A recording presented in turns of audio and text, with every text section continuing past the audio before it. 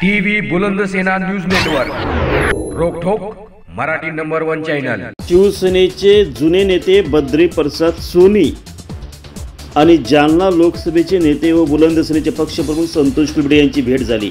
पहा फक्त TV बुलंदसेना number 1 वर। शिवसेनेचे कार्याध्यक्ष असताना इथं नगरपालिकेची उद्घाटनाला आले त्यावेळेस आपले शेजारी बसलेले सभागृह नेते संभाजीनगरचे संजय शिरसाट ते आता मंत्री झालेत, समाज कल्याण खात्याचे मंत्री झालेत। मग मित्राला काय शुभेच्छा देणार तुम्ही? एकदम त्यांना त्यांच्या पुढच्या वाटचालीची शुभेच्छा दे। आणि ते माझे बी एकदम जवळचे म्हणजे मित्रासारखेच आहे। आम्ही शिवसेनेमध्ये एक टाइम खूप काम केलेलं आहे। आणि बरं तुम्हाला कसं वाटतं ते मंत्री होऊन काय ॲक्शन घेतील का नाही? जरा ते काम करणार माणूस आहे ते। अच्छा, करणारच आहे। बरं जालन्याला ते पालकमंत्री पाहिजे का आपल्याला?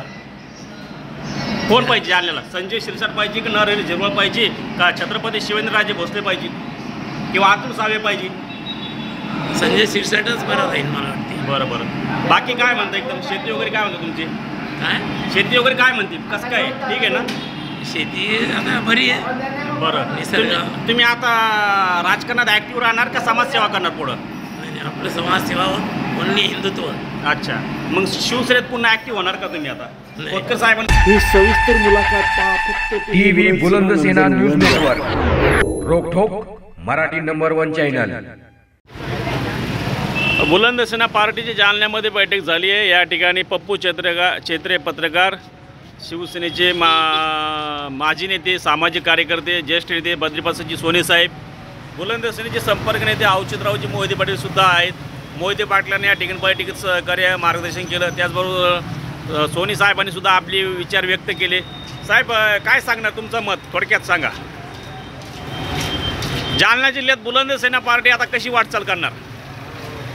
आता प्रत्येक गावात जाऊन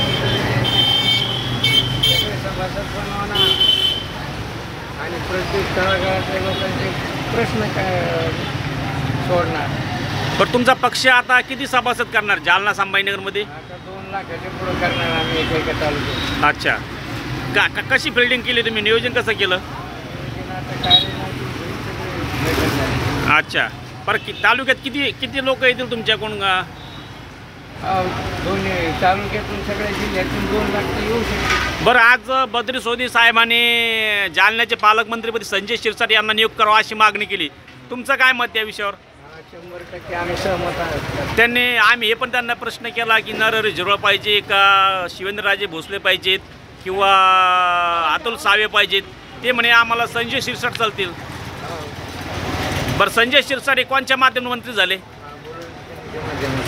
अच्छा, तुम्ही याचे गवाहीदार आहे का?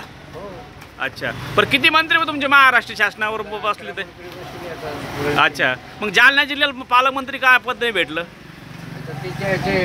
वरिष्ठ लोकांचे काय विचार असतात ते त्यांचं। बरं, तुमच्या नेत्याला आता मंत्रीपद भेटणार आहे का केंद्रात किंवा राज्यात? बरं, तुम्ही विधान परिषद नाव तुमचं पण जाहीर केलेलं आहे, मिळणार का तुम्हाला आमदारकी? अच्छा, तुम्हाला मिळेल का असं वाटतं का? अच्छा, पण तुमच्या पक्षाचं काम सातत्याने वाढत आहे महाराष्ट्रात, तुमच्या पार्टीचं काम चांगलं वाढत आहे संपूर्ण महाराष्ट्रात। बरं, आता आगामी नगरपालिका, महानगरपालिका, जिल्हा परिषदला काय भूमिका आहे? स्वतंत्र लढणार। अच्छा, म्हणजे आघाडी का स्वतंत्र? आघाडी करणारच नाही। मग हे विधानसभेला आघाडी कसं काय होती? मग आम्हाला मोठं महाराष्ट्र लेवलचं यावर होतं तो राज्य। अच्छा, मग तुमच्या पार्टीला महत्त्व आलं समजा, मग तुमच्या साहेबाला आता कॅबिनेट दर्जा मिळणार? हां, तसं बोलणं झालं? आणि जर नाही भेटलं तर मग त्याला काय आता ठीक आहे, त्यांच्या हातात आहे ना। अच्छा, पण तेवढे तुमचे साहेब पॉवरफुलच आहेत, महाराष्ट्र गाजू शकतात, टायगर आहेच तुमचे साहेब मग?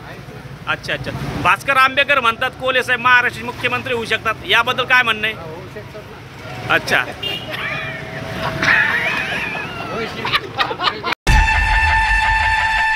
टीव्ही बुलंदसेना न्यूज नेटवर्क रोकठोक मराठी नंबर 1 चॅनल।